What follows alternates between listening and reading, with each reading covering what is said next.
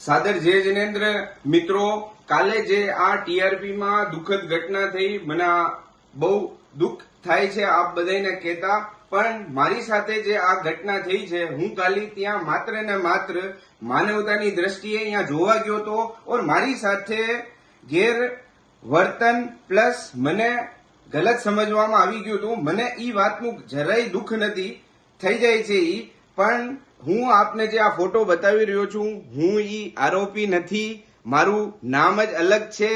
હું આપને મારા ડોક્યુમેન્ટ બી બતાવું છું. આ મારા ડોક્યુમેન્ટ છે.